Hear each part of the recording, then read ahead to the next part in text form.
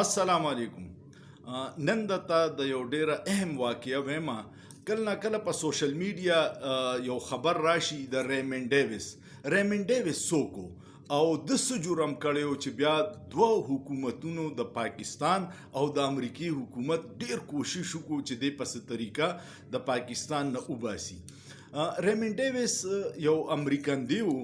د امریکای داغه نه پس داوا و چې دا سفارتخانه منبر دی، خو د سفارتخانه منبر نه او په 27 جنوري 2011 کې هغه په لاهور کې په مزنګ روډ باندې یو دوه پاکستانیان ووجل، د یو نوم فیضانو او د یو نوم فهیمو.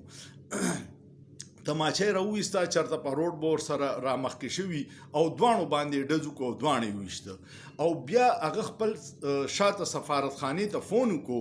نو هلته نه یو ګاډی په رانګ سایډ د ده مدد له راتلو، نو هغه بیا یو بل پاکستانی په موټر سایکل عباد الحق هغه اوچکو او هغه مړ شو.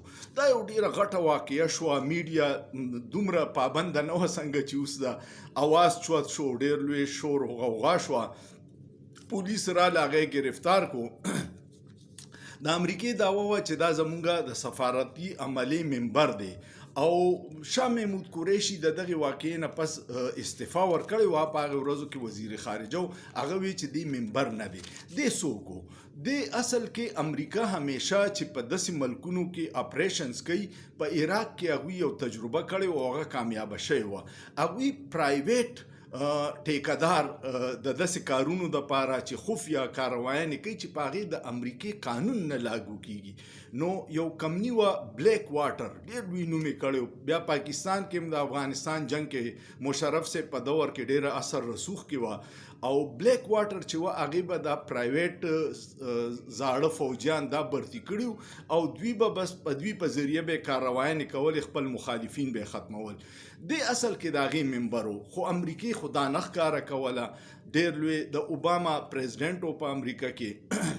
دا ډیره غټه واقعه شوه، دومره لوی غوغا جوړه شوه چې پاکستان کې خلکو وی چې دی سفارتکار نه دی او امریکای دعوا چې دی سفارتکار دی. بیا هغې کې کاروایی شروع شوه. بیا په 6 فروری باندې د یو کم کس چې مړ شوی و د هغه ښځې خودکشي وکړه چې موږ ته انصاف نه میلاویږي او دا سړی ټول طاقتور خلک د پاکستان نه وباسي. هغه بیا یو د پاکستان د شریعت کې د دیت قانونو د هغې په سهاره باندې هغه 2 میلیونه ډالر د خاندان له ورکړې او هغې ورځ باندې ډېر عجیبه کاروایی وه. هغه خاندان هغې ته نه تیارېدو، خو په زور او دباو باندې د هغوی نه په عدالت کې دستخط یې واخیستې چې او مونږ معاهده وکړه او 2 میلیونه ډالرو باره کې دا وایي چې دغه سعودي عرب یا د سعودي سفارتخانې ورکړې وي دا جرمانه چې وه د دیت دا رقم. دا ډېر عجیبه کیسې دي، مخکې درته بیا وایم چې څه چلو شو. او بیا هغه د پاکستان نه لاړو په 16 مارچ باندې چې کله دا پیسې ورکړې نو هغه بیا فوري په جاز کې کینو او افغانستان کې باګرام ایربیس هلته لاړو، هلته نه امریکې ته لاړو.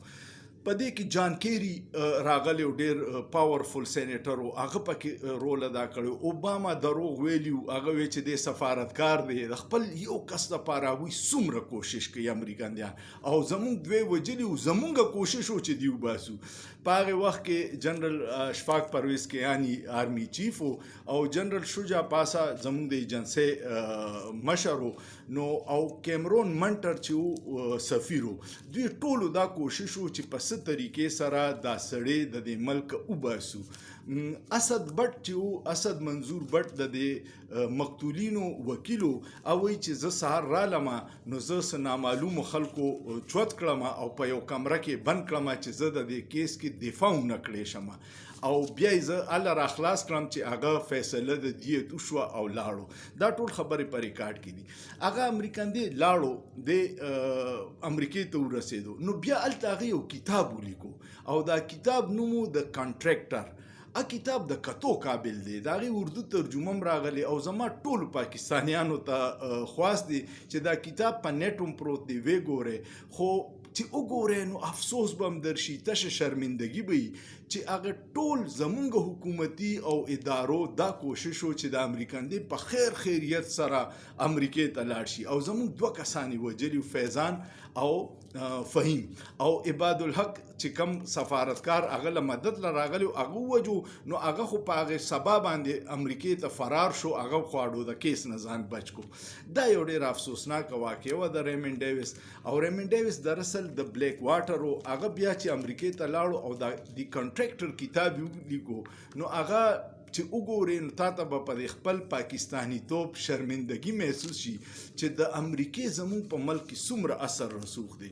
او 2 میلیون ډالر یې هغې خاندان له ورکړه او هغه ما ته یاد شي هغه کیس زه په ټي وي ته ناست وم، 1,33,333 د یو کس کیسه رسېدلې وه او هغوی په سبا هغه خپل کورونو ته تاله کړي و تلي وو، خو خلک وایي چې په هغوی باندې پریشر و دباو و، هغوی نه په زور دا دستخط یې واخیستې او هغوی مجبوره کړه چې دا معاهده وکړي، ځکه که هغوی په خوښه کوله نو هغې ښځې به پکې خودکشي ولې کوله. او دا یو ډېر افسوسناکه واقعه وه.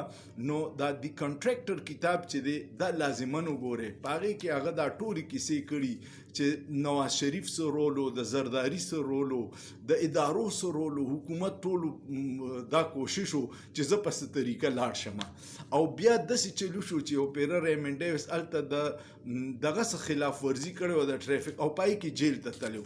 نو خپل معمولي قانون امریکا سزا ورکوي چې خلاف ورزي وکړي او که ستا په ملک کې کسان مړه کوي که هر څه کوي هغه بیا خپل شهري روباسي او خپل ملک ته بوځي.